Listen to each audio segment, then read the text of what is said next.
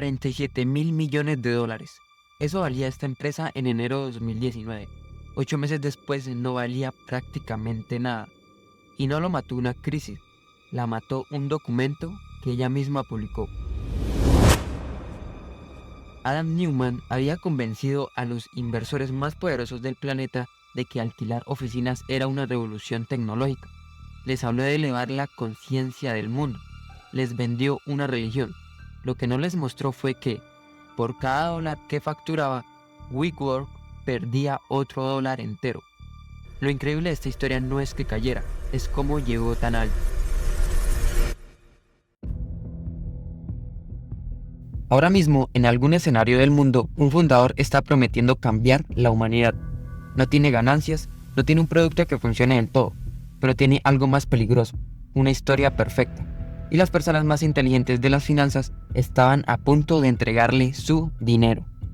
Porque hay una pregunta que Wall Street todavía no sabe responder. ¿Cómo distinguir a un visionario de un vendedor de humo antes de que sea demasiado tarde? Adam Neumann sabía que nadie podía. Su empresa, WeWork, hacía algo tan poco glamoroso que da risa. Alquilar oficinas vacías, las llenaba de plantas, café gratis y cerveza y las volvía a alquilar más caras. Eso es todo, un negocio inmobiliario de toda la vida. Pero Neumann no vendía eso.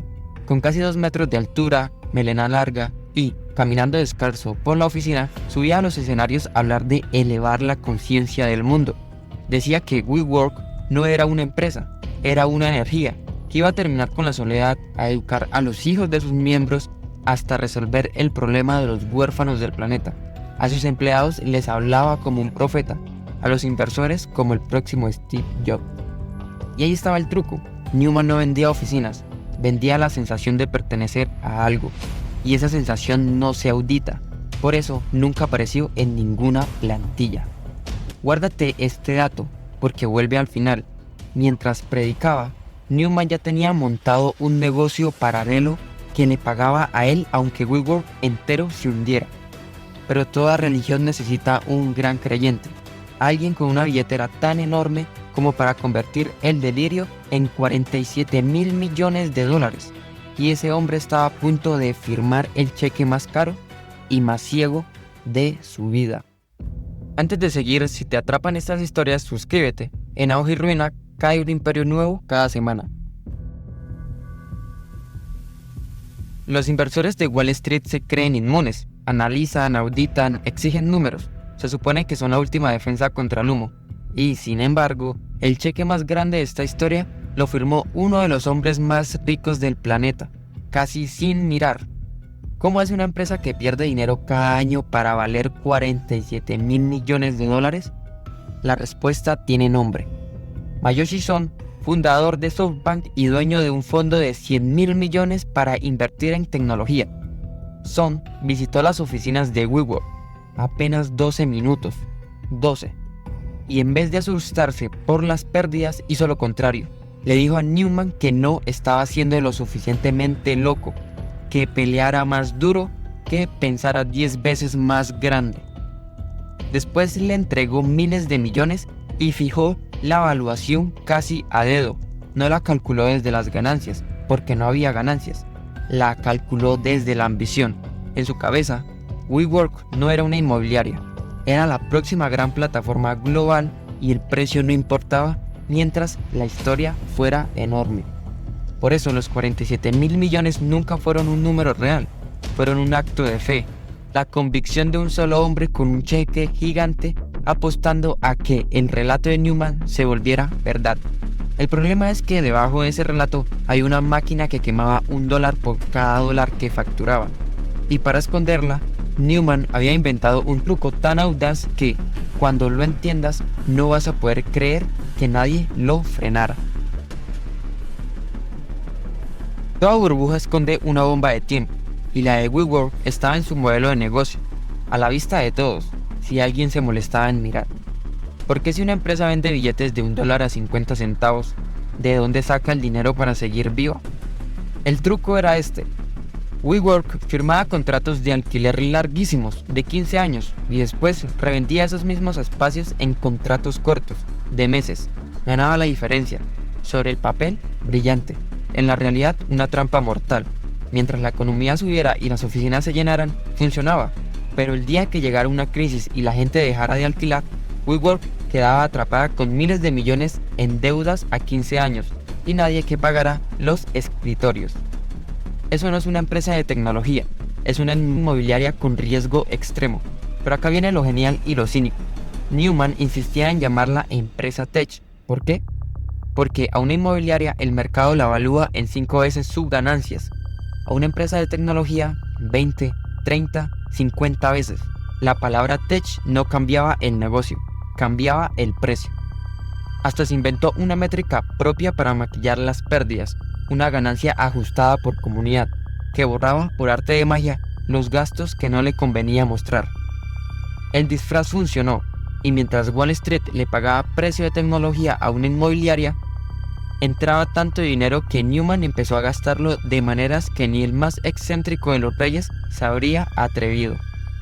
Si llegaste hasta acá, sos de los que quieren entender cómo funciona de verdad el dinero. Suscríbete y no te pierdas el próximo caso. El dinero sin control no construye imperios, los infla hasta que revientan, y a Neumann, de repente, nadie le decía que no. Entonces, ¿qué hace un hombre con miles de millones ajenos y ninguna supervisión? Compra un jet privado de 60 millones de dólares, lo usa para cruzar el mundo mientras a bordo. Abre un colegio primario dentro de la empresa, dirigido por su esposa, porque ahora WeWork también iba a reinventar la educación. Lanza WeLife, departamentos de marca para que sus miembros no solo trabajaran, sino que vivieran dentro del universo We.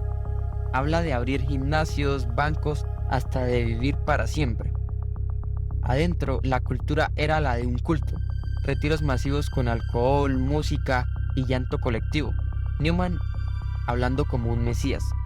Y en el momento más oscuro, el día en que anunció una ronda de despidos, cerró el discurso repartiendo tragos de tequila y trajo a un músico a tocar para los que se quedaban. Nada de eso era invertir, era quemar. El combustible más caro del mundo, encendido para alimentar el mito de un solo hombre. Y sin embargo, el gasto más escandaloso de todo no fue el jet, ni el tequila, ni el colegio. Fue algo mucho más silencioso. La forma en que Neumann había diseñado la empresa para que, pasara lo que pasara, él siempre ganara. Los fundadores suelen hundirse con su empresa. Neumann diseñó lo contrario, un sistema donde él ganaba aunque todos los demás perdieran. Y si el verdadero negocio de Adam Neumann nunca fue WeWork, sino WeWork pagándole a Adam Neumann, mira lo que armó. Compró edificios de oficinas con su propio dinero y después se los alquiló a su propia empresa. WeWork le pagaba renta a su dueño, registró personalmente la marca We y luego se la vendió a la compañía por $5,9 millones por usar el nombre que ya era de todos. Pidió préstamos a la empresa a tasas de risa y se aseguró acciones especiales que valían 10 y después 20 votos cada una. Aunque tuviera una minoría, el control era intocable. Por si fuera poco, mientras predicaba fe absoluta en el futuro de WeWork, él ya había sacado cientos de millones en efectivo vendiendo y endeudando sus propias acciones. Cobraba por adelantado la fortuna de una empresa que todavía no había ganado un solo dólar. El resultado es tan simple como brutal. El fundador estaba blindando por todos lados la empresa exprimida desde dentro por el hombre que la dirigía. Todo esto vivía en la oscuridad, entre abogados y contratos privados, hasta que Neumann cometió el error que lo cambió todo. Quiso hacerse aún más rico, y para eso la ley lo obligó a mostrarle al mundo entero lo que había estado escondiendo. Los secretos de una empresa privada pueden quedar enterrados para siempre, a menos que esa empresa quiera algo, salir a la bolsa, porque para pedirle dinero al público, la ley obliga a desnudarse. Neumann quería esa salida a bolsa, la necesitaba. ¿Qué podía salir mal? En agosto de 2019, WeWork publicó su S1, el documento oficial que toda empresa debe presentar antes de cotizar. Por primera vez, el mundo entero pudo mirar adentro, y lo que vio fue un desastre. pérdidas de casi 1.9 millones de dólares en un solo año, los autopréstamos de Newman, los edificios que se alquilaba a sí mismo, las acciones con supervoto y un texto lleno de frases místicas. El documento estaba dedicado a la energía de nosotros más grande que cualquiera de nosotros. La prensa lo destrozó en cuestión de horas. Analistas que antes aplaudían empezaron a hacer las preguntas que nadie le había hecho en años. ¿Dónde estaban las ganancias? ¿Por qué el fundador se pagaba a sí mismo? ¿Cómo podía valer 47.000 millones esto? El mismo documento que debía coronar a Newman como el próximo gran genio de la tecnología se convirtió, párrafo por párrafo, en su sentencia pública. Y una vez que la primera grieta apareció, el derrumbe fue tan rápido que a Wall Street no le dio tiempo ni de reaccionar.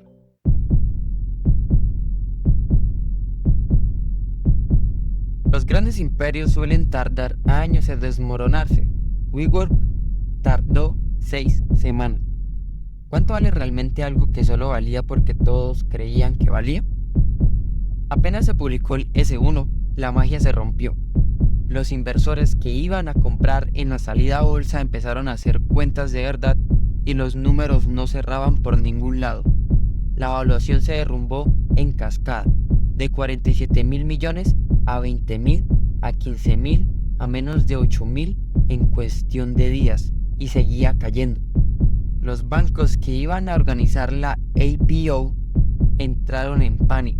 La salida a bolsa se propuso primero y se canceló después. Sin esa salida, WeWork se quedaba sin el dinero que necesitaba con desesperación para sobrevivir a fin de año. Estaba literalmente a semanas de quedarse sin efectivo. Lo más importante es lo que no pasó. No hubo crisis mundial, no quebró un banco, no estalló una pandemia. Lo único que cambió fue que, por primera vez, todos pudieron ver los números reales. El imperio no lo tumbó al mercado, lo tumbó su propio reflejo en el espejo. SoftBank tuvo que entrar a apagar el incendio antes de que se llevara todo puesto. Pero la decisión más difícil no era qué hacer con la empresa, era qué hacer con el hombre que la había incendiado. Y la respuesta va a hacerte hervir la sangre. Cuando una empresa colapsa, el que la dirige suele pagar el precio más alto. Prepárate, porque acá pasa exactamente lo contrario. ¿Qué castigo recibe el hombre que evaporó 40.000 millones de dólares de valor? SoftBank tomó el control para salvar lo que quedaba, y su primera decisión fue sacar a Newman del poder. Hasta ahí, lógico, pero el precio de que se fuera sin pelear fue obsceno. Le ofrecieron un paquete de salida de alrededor de 1.7 millones de dólares. Le compraban sus acciones, le daban un crédito enorme y hasta un contrato de asesoría millonaria. Le pagaban una fortuna por irse. Y acá está el detalle que casi nadie cuenta. Meses después, SoftBank se arrepintió y canceló la compra de esas acciones, así que Newman hizo lo único que le quedaba. Los demandó y ganó. En 2021 firmaron un acuerdo, cerca de 480 millones por sus acciones, más de 180 millones por un simple pacto de no competencia y otros 100 millones de indemnización. Sumando todo, se fue con alrededor de 770 millones de dólares al bolsillo. Al mismo tiempo, del otro lado de la empresa, miles de empleados eran despedidos para frenar la sangría. Muchos de ellos habían aceptado sueldos más bajos a cambio de acciones de WeWork, convencidos por el propio Newman de que algún día serían millonarios. Esas acciones ahora no valían casi nada. Ese es el final que casi nadie te cuenta. No se llevó los 1.7 millones del titular, se llevó menos de la mitad. Y eso es todavía peor, porque significa que hasta cuando el sistema intentó quitar el premio, tuvo que sentarse a negociar y pagarle igual.